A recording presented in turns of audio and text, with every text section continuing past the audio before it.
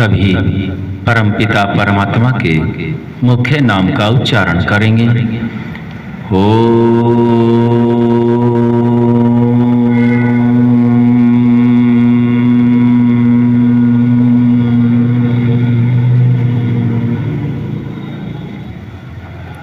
आज का विषय है ईश्वर विषय। क्या विषय है? ईश्वर का विषय है। आपको कुछ उत्तर देने हैं। पहला प्रश्न किया जाता है,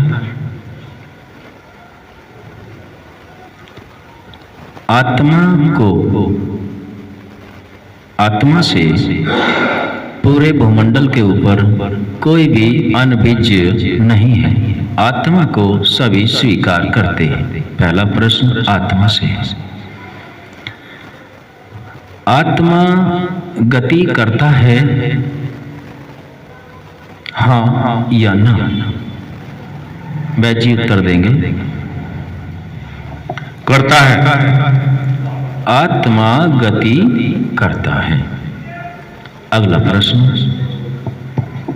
ये आत्मा स्वयं गति करता है या किसी के सानिध्य में गति करता है? भूपेंद्र आर्य जी बता रहे हैं, शरीर के सानिध्य में गति करता है। हाँ जी।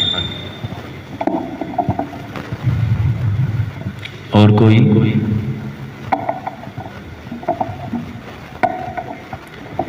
संजय आर्य जी।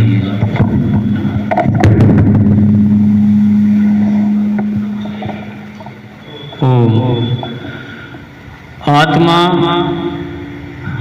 परमात्मा की सानिध्य से गति करता है। और कोई?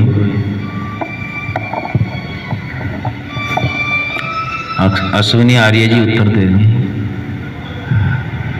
इसी में एक सवाल और आया है मन में, परमात्मा आत्मा सूक्ष्म शरीर के सानिध्य से गति करता है। हाँ, ठीक। ये विचार मन में। अश्विनी जी उत्तर देंगे। आत्मा सूक्ष्म शरीर के सानिध्य से ही गति करता है। हाँ, सही उत्तर है। सूक्ष्म शरीर के साथ और आत्मा की न्याय व्यवस्था से गति करता है। तो गति कराने वाला मूल रूप में ईश्वर है, क्योंकि साधन भी उसी ने दिए हुए हैं। और जब मोक्ष में होता है, अगला प्रश्न, जब आत्मा मोक्ष को प्राप्त करेगा। बेटा बस सवाल ध्यान से सुनो, इधर पे बैठो, आप तो बंदर की तरह करने लगे, ज्यों सी पान लगे। जब आत्मा मोक्ष को प्राप्त हो जाता है, तब किसके आधार से गति करता है? हाँ, उत्तर देंगे राज कपूर आर्य जी।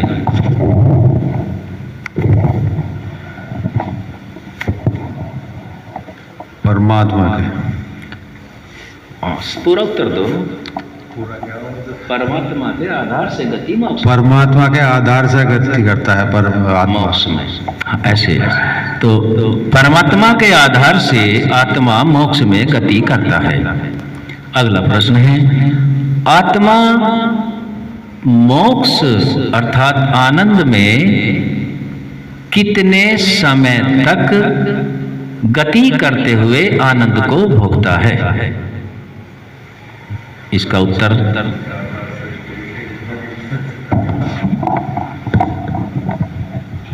ओम 4 बार सृष्टि की पढ़ लेता। बस नेड़े ही काट दिया है। अशोक प्रधान जी भी उत्तर देंगे।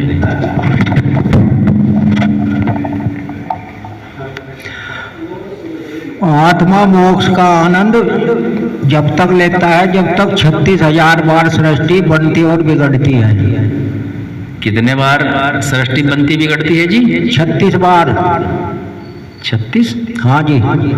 36 क्या? 36,000 साल 36,000 बार सृष्टि बनती और बिगड़ती है।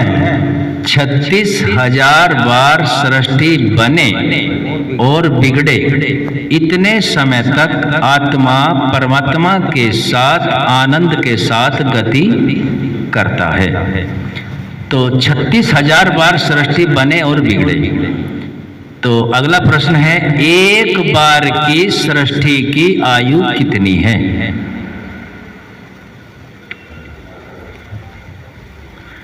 चलो ओम ओम। हाँ जी प्रधान जी उत्तर दो। 4 अरब कुछ साल सृष्टि की एक बार की आयु है जी। सही उत्तर है। जितने समय सृष्टि रहती है इसकी आयु है 4 अरब 32 करोड़। अब आयु कितनी है? 1 अरब 96 करोड़, लगभग 2 अरब। तो अभी आधे में हम नहीं आए हैं इस सृष्टि में। तो ये हुआ ये जो सृष्टि की हमने गणना की, 4 अरब 32 करोड़ सृष्टि काल। क्या होगा जी? 4 अरब 32 करोड़ सृष्टि काल।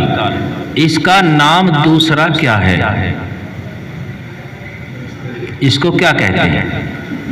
ये सृष्टि जो कारण से कार्य रूप में चल रही है, जिसकी आयु 4 अरब 32 करोड़ वर्ष है, इसका दूसरा नाम क्या है? संजय आर्य जी हाथ उठा रहे थे। अच्छा हाँ, अशोक प्रधान जी बताओ दूसरा नाम क्या? इसका जो अब जो चल रहा है यो एक ब्रह्म दिन है जी। बिल्कुल सही उत्तर है।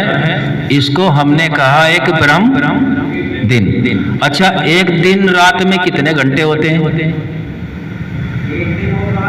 हाँ जी, ये परमात्मा की उसमें मनुष्य के 24 घंटे हो जी। तो दिन के कितने मान लिए जाएं प्रधान जी? 12 जी। 12। तो ये जो ब्रह्म दिन है ये आधा हुआ कि पूरा हुआ? आधा हुआ जी। आधा। ये ब्रह्म दिन 4 अरब 32 करोड़ की आयु, ये है सृष्टि काल। और इसकी जो ब्रह्म दिन भी कहते हैं। तो अगला प्रश्न है, ब्रह्म दिन की आयु जो बनी 4 अरब 32 करोड़ वर्ष है, तो ब्रह्म रात्रि की आयु कितनी है? उसकी भी इतनी होगी जी। 4 अरब 32 करोड़ ही है।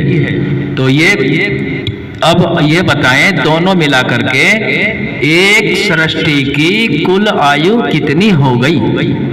ओम अशोक प्रधान जी। 8 अरब 64 करोड़ जी। तो ये 8 अरब 64 करोड़ एक ब्रह्म दिन और एक ब्रह्म रात्रि का समय है। एक सृष्टि और एक सृष्टि का प्रलय काल। अब हमें अगला प्रश्न देखना है, 8 अरब 64 करोड़ गुणा 36,000 सृष्टि। तो इसमें इतना समय मुक्ति को भोगने का है।